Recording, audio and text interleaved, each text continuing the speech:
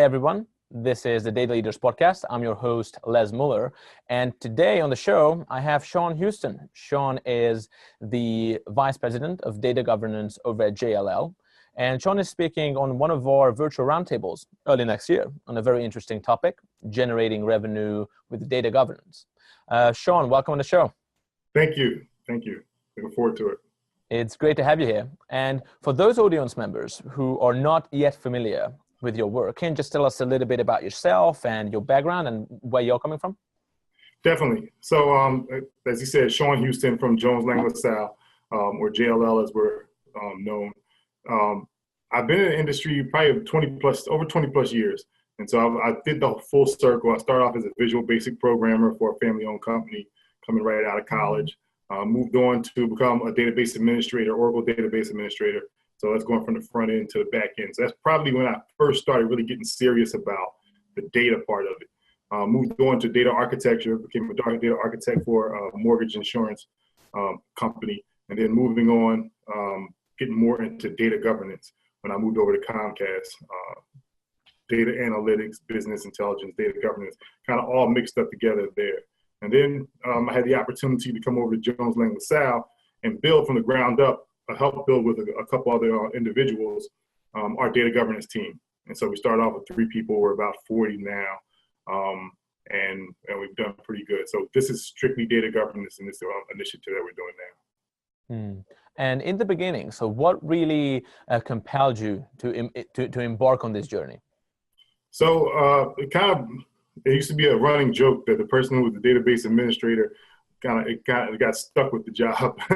And so I was hired from the company, the family-owned company, when I was doing the Visual Basic, more the front end user interface side. I went over into healthcare, and there was nobody else that could do the data governance part. So the database administration part. So I was drafted. They sent me out. I got certified as an Oracle database administrator, and then from there on for the next 5 years, that was my role.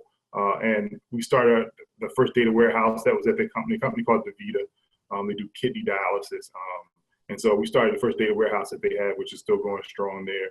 And it just became a passion to make sure that the data was correct, being able to see the value of being able to analyze the different business processes. But if you don't have the data to do it in the first place, then you can't do it. Yeah, and definitely you've come a long way. And so about your career, you must have encountered a lot of obstacles. You definitely had some successes as well. I mean, what were some of the major successes over your career? So one I mentioned was the data warehouse that we were able to stand up inside DaVita. That was very important. It was one of the obstacles that came everywhere that I go is resources, not having enough people, not having enough money, not having enough time. And so we were able to build that data warehouse. Probably about, I think there was 3 people on the team, basically just 2 of us and a contractor that kind of helped out. And so that was a very big success that we had. Moving on to other companies, as we get more to what we're doing now, at Comcast, we were able to prove that the different things could work. So we had a virtual database that Comcast basically was throwing out. And we were able to take and leverage that to take all different types of database and pull them together. And so you'll have an Oracle database, a flat file, you may have some type of vertical database in there. And we took all these different data sources, truck roll information, or where people actually come out to a house, what people are actually doing online, did they go and use their email? We took all that stuff, stitched it together, and to the users that were doing analysis, it looks like it's one database, but it's actually 4 or 5 different databases, 4 or 5 different types. And so we were able to empower them to see the people who came in, what was their experience when they first came on. And then we took a control group, one that came through a certain kind of training experience and one that didn't. And we were able to see that we were actually able to affect how long a customer stayed with Comcast past the first 90 days. And so that was very huge because it showed the power that we would have as a data team, being able to use something that basically were throwing away, so they didn't have to pay any money, and still find out how powerful the analysis could be. And so once we did that, the sky was the limit. We were looking for all types of data after that, advertising data, click through with the remotes data, which we were trying to find everything we could to try to prove that we could, make an impact from a data analysis standpoint. And so then that's when everything becomes fun. And it sounds like you never look back. Never look back. No, never look back. And it's interesting because the team that I work with now is actually the same team that, the core of the team is the same team I work with at Comcast, which is also the same team I work with at a company called Radian, which was a mortgage insurance company. So we work very well together, and we didn't plan it this way, but the band keeps getting back together because we find ourselves looking at things and remembering all the great work that we were able to do and say, wow, let's do it somewhere else. Let's do it wherever we are now. Wow, 15 years, that's very, very impressive. What do you think that, actually held you guys together? Because you said that it wasn't planned, so it kind of developed organically, right? Yeah, it did. It did. It's funny because the person that I report to now, I reported to at the last two places as well. And one thing he always says is, he makes it a point not to make friends at work. And so we probably violated that to a certain degree because you work with anybody for 15 years, you have some level of friendship. But it's the professional, synergy that we all have. I think I'm more of the big picture guy. I think he's more detailed. We have somebody else that's very much able to take projects and from beginning to completion and manage them very efficiently. We have somebody else who's very creative. And so we were able to bring all our talents together in order to do things. But it's that passion that we have about data and doing new and exciting things, not just the mundane things. You have to have the lights on or you won't be able to do the fun things. So you have to make sure that you look at the data governance tenets. You have to have your standards. You have to have your mapping. You have to be able to capture reference data. But then the things that you do with that become the more exciting things. And I think we find a very much a synergy between our talents. And you don't want to work with somebody just like you. You get 4 people who are just like you. You're just gonna all come up with the same idea and just do that. But having 4 different people, you're able to challenge and stretch the boundaries. Very, very interesting. And it's also very interesting to hear that you received that advice that you shouldn't, make friends at work. Right. But I guess that as long as you are delivering results, all is forgiven. Do you think that you guys are actually an exception to an otherwise, applicable and accurate rule that you shouldn't make friends at work, or do you think it could actually work in a healthy way if done the right way? I think we're proof that if done the right way, it could be successful because we're very successful at all the different places that we've been. However, it is dangerous because you have to be able to call each other when you're not doing the right thing, right? And so if you don't have that personality, if you have more of the personality where you need somebody to push you, and you can't take criticism, you can't take the reality of what's going on when it's a negative situation, then you probably should not work together. And one thing, I never want to be surrounded by a bunch of yes men, or women. Like somebody's always telling me I'm doing the right thing because I know I'm not always doing the right thing. And so it probably works because the kind of people that we are and the kind of person that I personally am, I want friends who actually tell me when I'm doing the wrong thing. Now, to me, that's more of a definition of a friend than somebody who lets me go hit a wall. And they say, I didn't want to tell you because I didn't want to hurt your feelings. Yeah, the wall will hurt more. Yeah, I mean, true friends really call you out and make you accountable. Do you think that synergy that you guys have now, do you think it stems completely from your personality profiles, or did it develop over the years, or maybe a mix of both? I think it's our personality profiles. And so I am very much a big picture guy. We're going to start here, and here's where we want to get, right? And let's keep our focus on where we want to get. We may, have a year plan, a 3-year plan, a 5-year plan, and we may alter it as we get there, but we have to have our eye on what do we look like as far as a big picture concern. And some other people are more detail oriented. I have a small task. I'm going to run this project down to the detail and make sure this project gets done without really thinking about how it fits in the overall larger picture. I mean, I'll give you a concrete example. Say you're starting a data governance team. What do you want to look like in 5 years? Do you want to have products and tools that you created? Or you just want to have standards and reports in place? Are you going to build teams together so that they can do self-service data governance? Or are you going to be the organization that they always have to come to? If you look at it from a big picture, you look at the organization, what fits best inside this organization, and you do that. Now, everybody's not going to be able to keep their eye on the big picture. Some people I'm just going to focus on getting these standards done. And then next I want to do critical data elements. And then next, I want to make sure that I bring this client or this big client on and have to make sure their data fits into our systems, right? But we never looked at the big picture that someday we don't want to be the one doing everything for everyone. We want these things to be more natural inside of the organization. We want to have revenue generating products. That's one of the topics that we'll talk about when we get to the podcast, but we want to have revenue generating products. In order to get to those, you have to put certain things in place. So it's almost like building a puzzle, right? And you need to build the foundation first to be able to get to this larger picture. And so if you're just detail oriented, you never get to that larger picture, right? And so we're all good because we have the detail people to build the foundation, but we also have the bigger picture people who are looking at, where do we want to actually be in 5 years? So everyone is bringing something to the table. Correct. And I actually have a question. So if you had to, and thank God you don't have to, but if you had to build a team from scratch right now, the same amount of people, what kind of qualities would you be looking for? Or maybe, certain elements and aspects of the person's background, personality profile, what would you be looking out for? Well, one, they do have to know how to do data governance, right? You either you do know how to do data governance and have experience, or you have to have the ability to pick up that experience. So you can train people to become data professionals. But probably the biggest skill that I'll be looking for is how do you interact with people? Data governance is a selling job as much as anything else. You have to actually sell people on the idea that they're going to be doing data governance at some point. Right? I'm not just handing it over to you. You do the data governance and now everything is fine. Now I need you to buy in that this is going to be part of your role as well. I'm going to give you the training. I'm going to give you the skills. I'm going to give you the tools. But I do need you to be a participant of it. I need you to understand when you start looking at things, you look at them through the lens of data governance going forward. And maybe in the past that they didn't do that. They didn't know how to do that.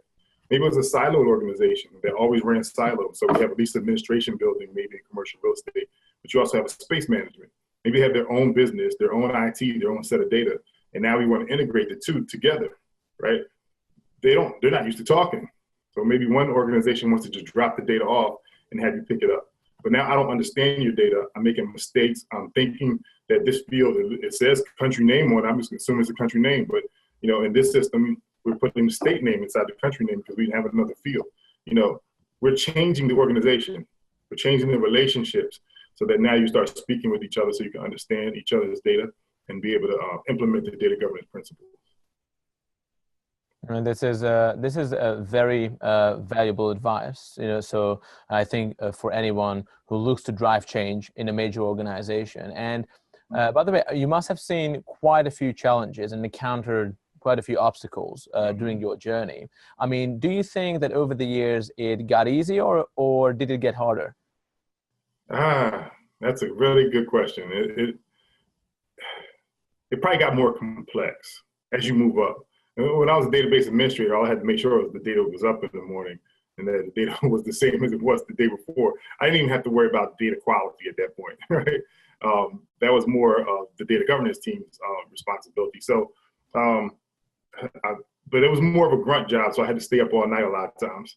So from a personal standpoint, I probably prefer more now the way it is, but it's more complex. So now your situations are, everybody doesn't have the same level of interest or concern. So we're talking enterprise data governance, right? And that's what we're working on. Enterprise data governance goes across all of the lines of business. However, each line of business really only is concerned with their line of business. Right? I'm not going to make any money in space management if lease administration does better. Theoretically, you do because the whole organization does better, maybe has more money, they can put it in all the lines of business. But theoretically, you have to hit your numbers, right? And so if you come to me with the data governance initiative that's costly and you're saying it's just to make the other line of business correct, I may not care as much. So how do you handle that, right? And that becomes more of a complex situation. And we've come across that.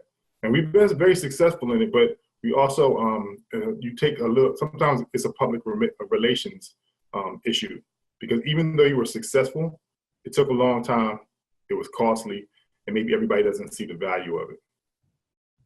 Absolutely. And actually, if you think about your career, What do Mm-hmm. you think that were, some of those key strategies, key skills and techniques that allowed you to succeed? I understand that you had different challenges and the nature of the job developed and changed and transformed over the years. Mm-hmm. But if you had to think about some key qualities, what would they be?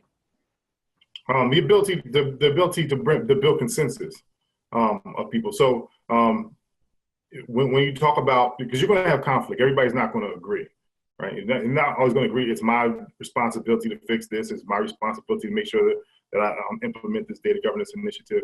And so I think the biggest skill is that you can actually come in, talk to people, build those relationships up to be able to bridge those gaps.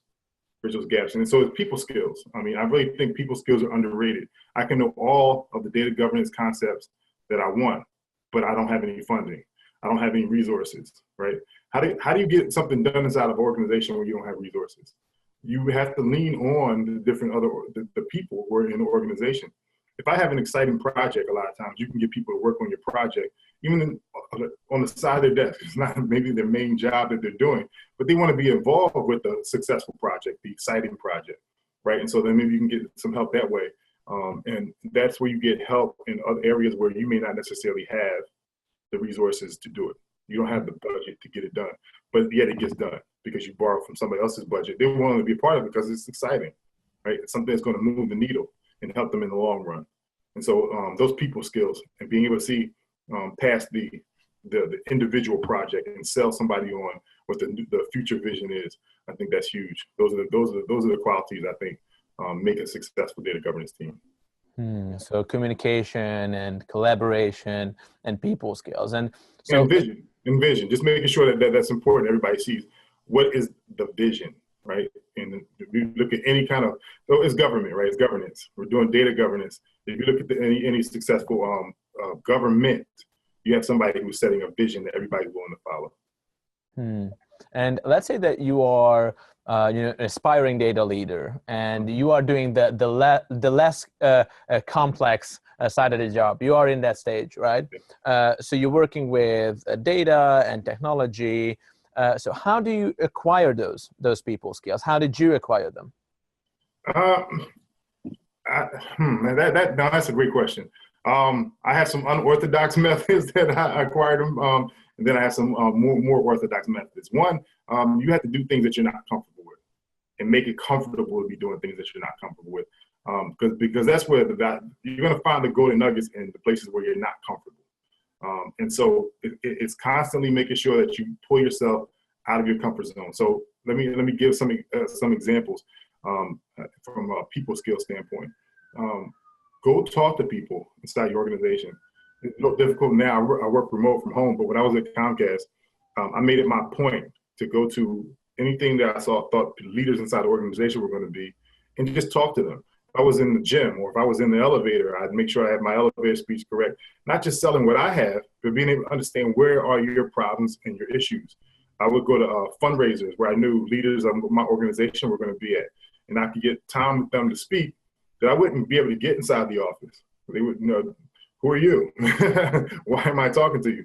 But in a more informal setting, they're willing to talk to me. I say, what kind of data problems do you have?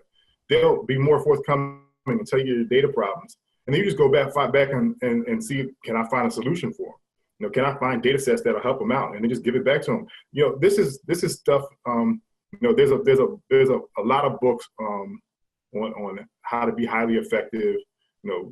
Dale Carnegie on how to get along with people, Think and Grow Rich by Napoleon Hill. They all have a similar tenet that you're doing more work than you're paid for, right? And so you may think, oh, I'm at home, I don't want to go do that. But that's where the work is done. You have to give more effort than you're actually being paid for.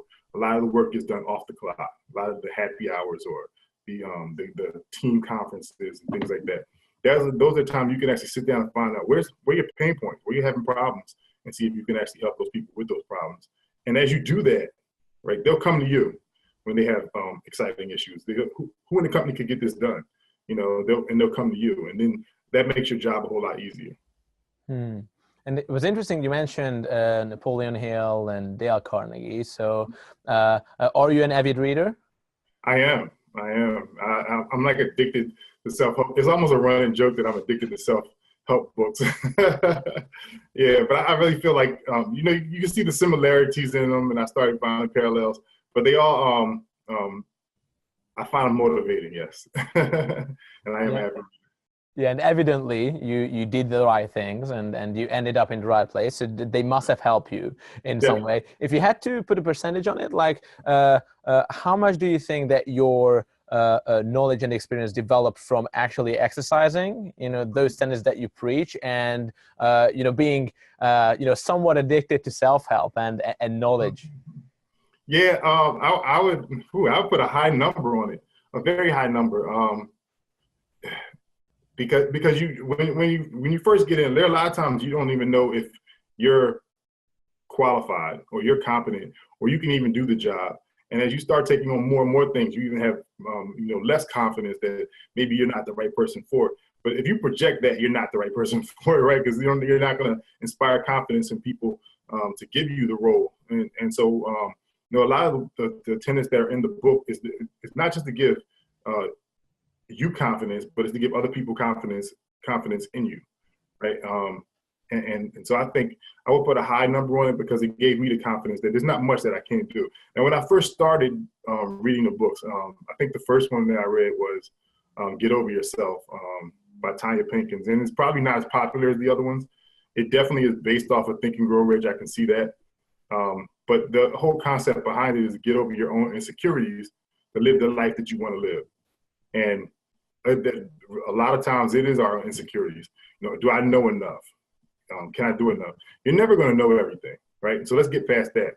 Let's figure out how we can bridge all of our gaps. If I have a weakness, don't try to hide it. How do I bridge it? Do I bring somebody else in? Do I have to go learn it? And once you start realizing, here's my goal, I'm going to get to it. I just need to figure out the middle steps. Once you've done that a while, once you've done that a few times, then you know you're always going to get there. So it makes you more confident. And then you can put that same confidence in the people around you. Like, don't worry. I know it doesn't seem like we're going to be able to get there. I know it looks like I'm asking you to do an impossible task, but I'm telling you, we'll get there. And repeatedly we've done it. And so now I don't even have any worries. Let's dream. Let's dream as far as we can get. And if you look at in business, a lot of the big successes, even Apple, with a lot of the successes they've had with their products they put out. Some of these products, if I would have told you about them 10 years ago, it would sound like a pipe dream, right? But they went and did it because they didn't accept the limitations that they couldn't do it. They got over their own insecurities and made sure that they were successful. So if you take that attitude and then layer it over data governance, which probably in the past has not been the attitude that's been layered in data governance, just think about how many exciting possibilities that we could create inside that space. Fantastic. And yeah, Shawn, to be honest with you, I could probably spend another 1.5 hours just talking about self-help books and their influence and how they help you to stay out of your comfort zone just a little bit longer so you can break through and give you that confidence. But I also would like to spend some time at least on the session that you will lead on the data leaders community. You will lead a virtual session which will focus on generating revenue with data governance. First of all, why did you choose this topic from all of the options? Right. So one of the obstacles that we always came across was resources and cost. So I talked a little bit about it earlier, and that's a tough place to be. If you're always a cost center, every year they're looking to cut you. Like every business is looking to say, okay, where can I cut costs? And so what happened was we got tired of being on the chopping block. And when you're the person who got chopped the most is the time when you start thinking, okay, I can either have this conversation where, you start arguing inside your team. Why did that person get money and I didn't get money? And it becomes, you start tearing the team apart. And so we said, well, what's the other way to look at it, right? You stop becoming just cost. Now, why is data governance just cost? I mean, everybody we went to is like, they say, how much does this cost?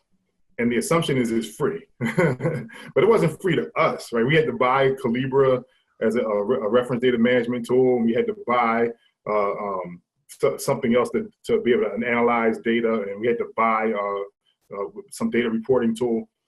How is it free for everyone else, right? and they're like, well, you want our data to be right. You want our data to be right. No, you want the data to be right, because if you don't have it right, here's the things that you'll have. Here's the cost of having bad data. And we have to flip it around, right? And we have to flip it around and say, if you want our services to make your data right, then we also should be paid as well. And that's just a different concept. It's a different way of thinking. But companies aren't looking at it anymore. And increasingly, you'll see this. They're not going to look at it anymore as saying, here's a check.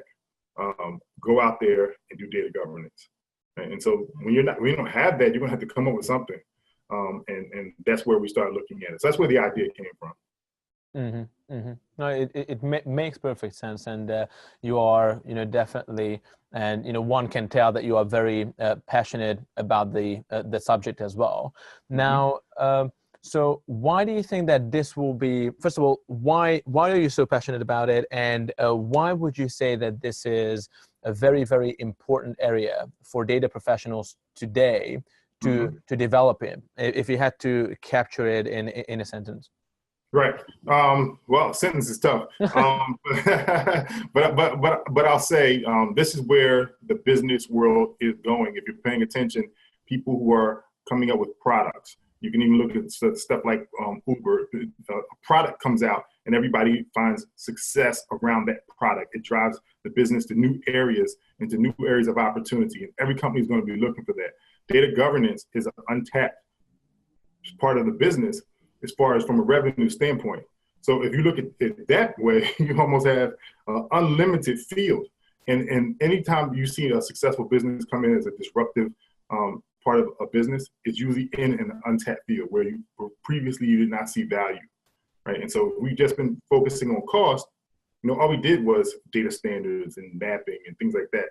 If we change our mindset, we start looking at as revenue generating, we start looking at products and services that we actually can put out there to, sell and bring revenue in. We become a different part of the business at that point. Anybody who's revenue generating in the business has a different spot at the table than somebody who's just cost. Yeah, and I think that professionals in data realize the potential in data governance. So that we are a community of senior practitioners in all kinds of data-related functions. So ranging from data science through analytics, data governance, but also insights, data management, and so forth. And we keep listening to the audience, so we continuously ask them what kind of fields are they most interested in. Right. And by consensus, data governance is probably by far the area that they would like to develop the most in. So this was one of the reasons why I was, looking forward to this conversation and also your session. Right. About the session itself. So what will it cover? What are the main focus areas? Yeah. So let's get into, one is foresight. So you're trying to prevent data governance areas. So the crux of the podcast will be, how can you start generating revenue as opposed to just being some type of cost center? And so what kind of tools can you create? Are they tools that you're going to sell outside the company? Are they good tools that you can sell to your internal customers? Basically, so therefore you start generating revenue that way. Maybe they're passing that cost on to whatever their external customers are. So let's figure out what the tools look like. Let's figure out what the revenue model looks like. Are we looking at it for foresight, meaning that we're trying to prevent data errors from occurring? Are we looking at it from hindsight? We're trying to learn from the different things that we've done and the different data issues that we've had. Are we looking at it for insight, things that allow somebody to take some type of action? We look at it from those three standpoints. Then how can you turn that into some type of tool, some type of product, some type of service? I can talk about commercial real estate because I work for a commercial real estate company. And if you look at it, we have internal clients. So clients come to us to do commercial real estate management for them. So there's certain services you can sell to the client. But there's also internal. We're managing data for them, and data needs to be right. And so you can sell to the different departments or the different account teams that need to do it. And so they have a budget and they pass the cost on. But what we're trying to figure out, and what we'll cover in the podcast, is how do you get there, right? How do you do that? I can even give you an experience that I had. I went to a sales conference of the salespeople. Every speech, they were talking about data. I mean, there was not one single speech where the people didn't talk about data. That's all data governance. You should be a part of all those conversations. they're generating money. Their goal is to generate sales, right? How does data governance become a part of that sales pitch to whatever prospective client you have, and what products and tools will you be offering? And in the podcast, that's what we'll be covering. Fantastic. And as I mentioned, so you will have a wide audience. So people coming from all kinds of different industries, from financial services, technology, the consumer goods, healthcare, and regarding their functions, again, it will be a wide scope. And also the levels, you will speak to people who are, principal data scientists through senior managers, heads of functions, VPs, probably some executive directors as well with, very, big responsibilities, decision makers. Now, who in the audience do you think will benefit most from these ideas encapsulated in the virtual roundtable? I would think it would be the people who are at the top, more people who are looking at being able to be at the CDO level, right? You maybe not be there yet, but it's actually, you're changing your position at the table. You're actually giving yourself a position at the table. If I use that as an example where we had a sales conference and all the salespeople were talking about data, but there was no data governance person up on the stage. That has to change. In order for those initiatives to be as successful as they can be, they'll need some type of data officer, maybe a chief data officer, or somewhere between VP and chief data officer, somewhere in between there, leading that. And so when we start talking about this, it's what skills do you need? What topics do you need to understand? What do you need to be offering when you're sitting in that conversation? So I would think it'd be at that level. Now, the people who are at the lower level definitely can benefit from it too, because the problem is if you're at a lower level, you'll have less power to drive the organization to go in this way. So if I'm really I'm the database administrator and I go to everybody, tell everybody, we're not going to be a cost center anymore. We're going to start driving revenue. They're like, okay, you're a database administrator. Make sure my database is up in the morning, right? So you have less ability to take advantage of it. But it's still something good for you to have a thought on, where this could go. Yeah, and a lot of those people, we spend our lives speaking to them. Even those who are not the decision makers, they're definitely influencers. So, I'm sure they walk away with some, actionable insights. And also, most of the audience members will come from big corporates, but we also have members who are working at startups. Do you think it's more relevant for larger organizations, or is it just as important to actually get this rolling in smaller organizations as well? Yeah, so a small organization has an advantage, right? Because they don't have to worry about the pushback on it, because they can do whatever they want. They're a startup, right? And so they'll actually have probably a bigger advantage. Now, there are ways to do startups within an organization. Some organizations are good at it, like Comcast is very good at it, but other organizations maybe not so much. And if you're in a large organization that's successful, that's bringing money in, and you're coming in with innovation, new products, all cultures are not going to reward that, right? So you have to figure out how you can do it inside your culture that you have. But like I said, something like Comcast is always looking for another revenue stream, and if you have one that you can create, maybe you can do it. But a lot of times you have to do it while you're keeping the lights on, and that's a key point that I made earlier. But people have to remember this: I'm not going to let you stop doing your regular job 9 times out of 10 in order to do something new. Right? And so you have to figure out, how can I do this while I'm doing the other things? Makes perfect sense. And how will the audience members, how will they be able to kind of put the insights and the learnings of the session into practice in their businesses? So I'm assuming that they'll have a very good understanding of their business model. How does their company generate revenue? What are the things that reward it inside of their company? And so I think they can take the practical things that we've done. I'll do a case study inside there to show where we've been successful. And I think they can take those back to their company and figure out how it fits inside their company. Who may be the executive person that they can pitch this to and get some backing and support for. It'll teach them how to lay the foundation that they can actually take it to somebody else to be able to use it. And so every organization is going to be different, right?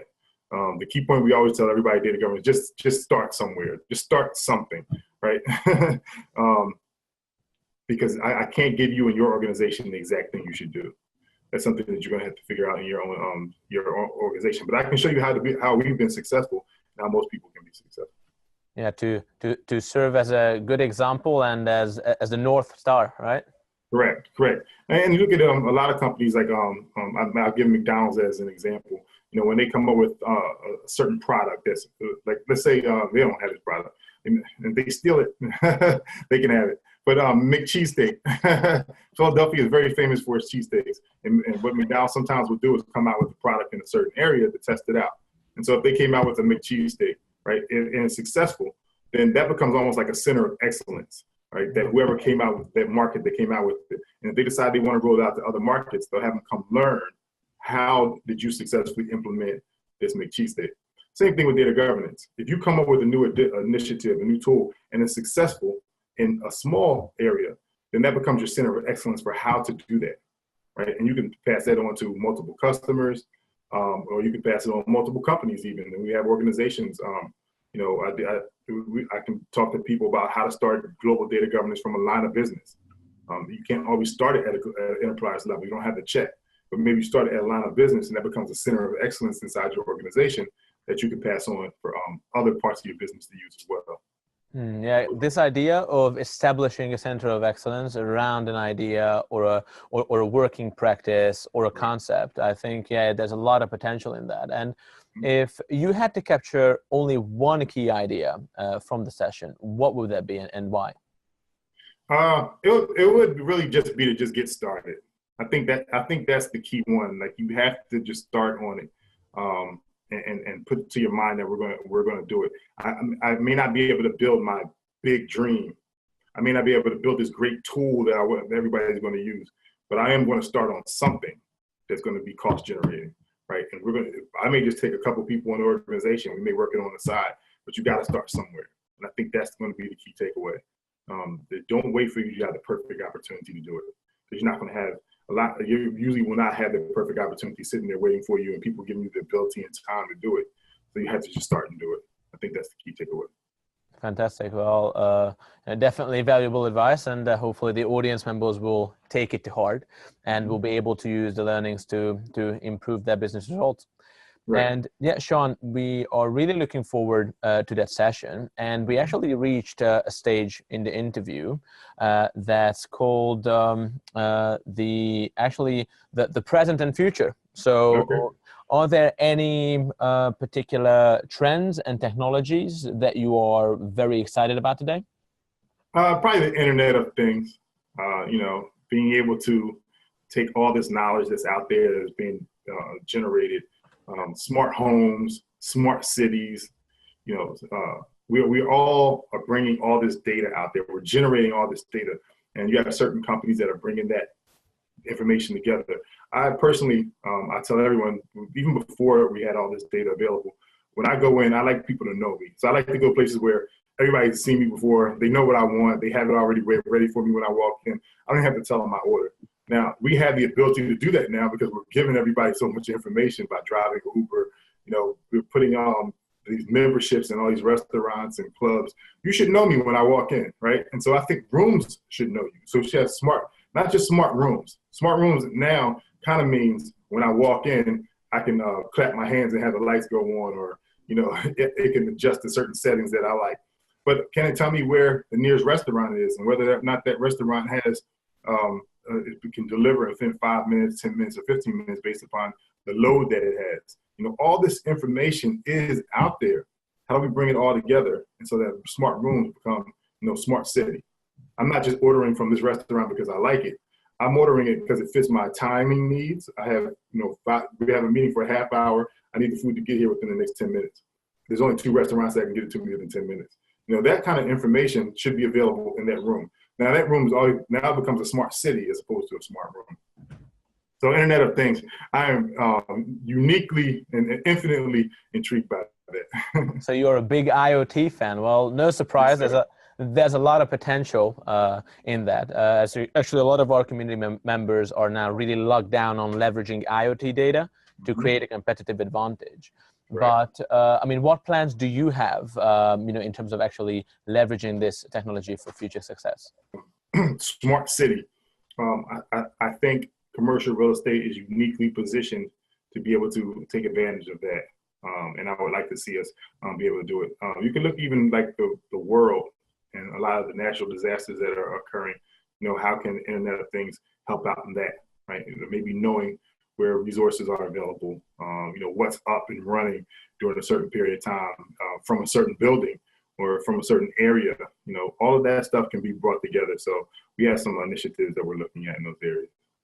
Fantastic. And I'm very excited to find out. So, the future will tell. And and how do you educate your team and your organization today to be, ready to adopt these new technologies? And it really is just talking about past experience. Comcast does a lot of things in the area with their smart home product. And there's a lot more that they can do and want to do in the future. Having been there, I do know that. So when we look at this company now, it really is bringing on people who have this mindset and a desire to learn those things, and then talking about it. And they may not be on your team, right? And so if you're interested in those things, find the people in your organization who are also interested in it, and then bring your expertise to the table. So knowing data governance, knowing data sets. I can talk to the people who are interested in, managing those type of commercial real estate buildings and want more information. And then we can come together and work on it and do interesting things. Brilliant. And Shawn, I think I could continue the conversation for a long time. But I'm also conscious of your time. So we spoke about the past, we spoke about the present, and also we looked into the future as well. So I think it's time for the quick fire round, which for those who don't know what that entails, basically I'll ask Shawn a few questions, and he will have around 30 seconds to give me an amazing answer. So, so whenever you're ready, Shawn. I'm ready. Brilliant. So the first question would be, what was the one thing that was holding you back? I would think it was concentrating more on how I was doing in my career from a position standpoint. Once I stopped worrying about what my title was and where I was, how much I was making at a certain point in time, and I started worrying about doing exciting things, I think that's when my career became more interesting. Brilliant. And what is the biggest mistake that you almost made? You might have covered, parts of it in the previous answer, but what would be the one, biggest mistake that you almost made? Almost made, I would say, leaving an organization. It kind of ties right into the first question. Almost leaving an organization because of a better title or, money, right? And working with people that you really like and doing interesting things, I found out was more important. And I did not take those opportunities, and that opportunity, and I kind of look at it as that was one of the wisest things I did. Wonderful. And what's the best piece of advice that you've ever received? How you do anything is how you do everything. It's a quote, right? And it comes from, man, I can't remember the guy's name who made the quote, but basically it comes down to how if you do anything kind of sorry and lazily, that's how you do everything. You should have one way that you live your life, and anything that you get into and do, you should do it the same way. And you mentioned that you are an enthusiastic reader. What is your favorite book and why? My favorite book, that's a good one. I'm probably going to go with Get Over Yourself because it was the first one that I read. It probably wasn't the best one, but I'm going to go with that. Maybe even Think and Grow Rich because it's been around since like 1945, right? And the fact that it still has concepts that are relevant today is kind of amazing. So between those two books. Yeah, 45, that was, quite a few decades ago, right? So, they say that those ideas that endure, that's an indication of how good an idea really is. So Exactly. Brilliant. And that kind of stuff, there are fiction books that I love as well. There's Toni Morrison, Song of Solomon, I think is an excellent book, those kind of books as well. So I like all genres. Oh, okay. So you also read fiction, so not only not nonfiction. So after all, you are not a self-help junkie. No, yeah. I'm very much in love with the the written word. So almost like people who write, not quite Shakespeare. I love Shakespeare. It's just people that take the written word and they write it in a very beautiful way. I'm very, very, I like it very much. And next question is, who was your most inspirational public figure? It can be someone dead or alive, and also why. I'd probably say Muhammad Ali. And that was not the answer I was going to give.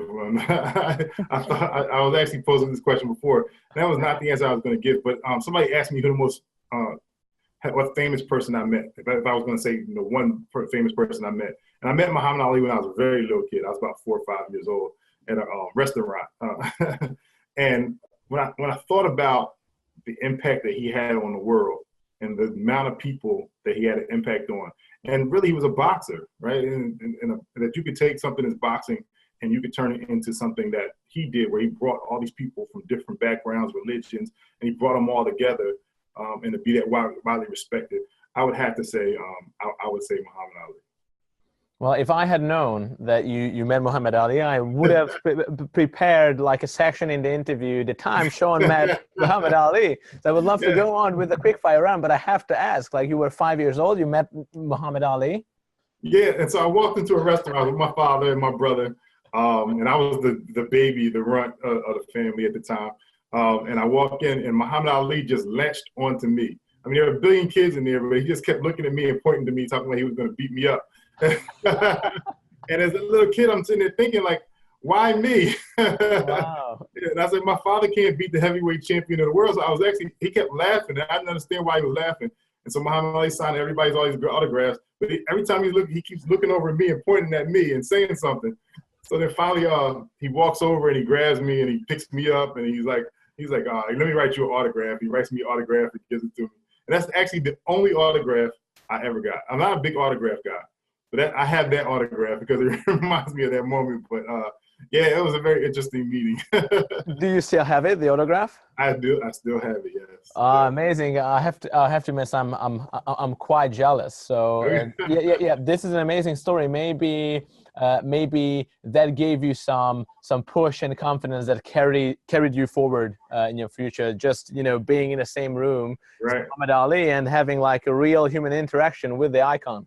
Oh, no doubt. I felt like the most special person in the room because he picked me out of everyone that he's picking with. But at the time, I probably was a little scared. But after it was over, I thought back on it. I mean, I remember even as a little kid thinking about it and thinking like wow, like he gave me more attention than everybody in the room.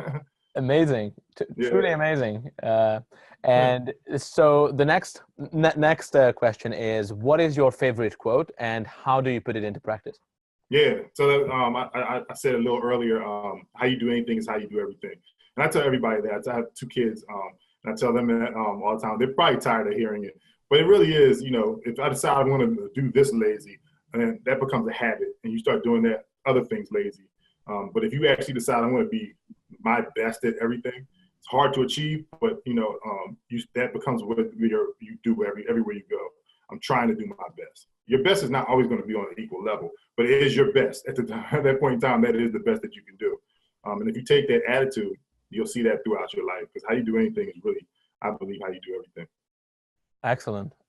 And Shawn, we actually reached the 1 hour mark. I mean, I will blame it on Muhammad Ali, but I think we have time for just one more question. Okay. And that is, what advice would you give to new and inspiring data leaders? Yeah, always just study what's going on in data. It's not that easy. There's not like one place that you can go and get all these rich data governance articles. I mean, there are a lot of companies that are trying to start that up. I think you guys will probably do a wonderful job with the content that you put in, that people will sit and watch a lot of the different videos from the experts, because it's bringing it all in one place.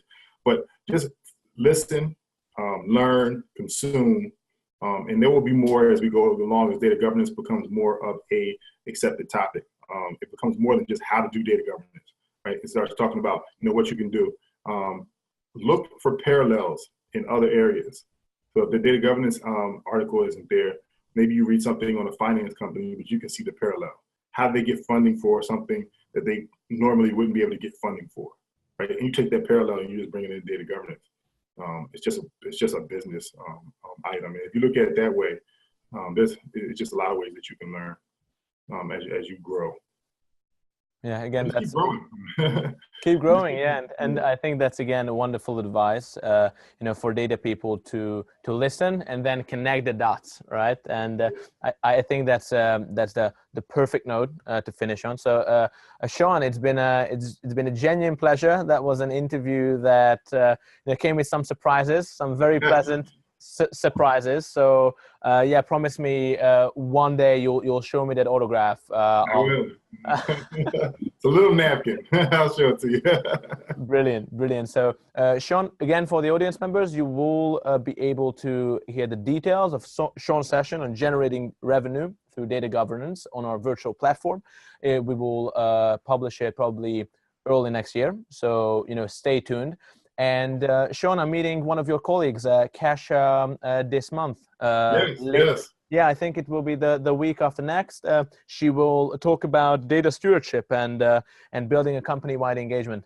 Yeah, she'll do a great job. Yeah, brilliant. So, Shawn, it's been a genuine pleasure, and have a great day. And I'll speak to you soon. You as well. Talk to you later. Bye-bye.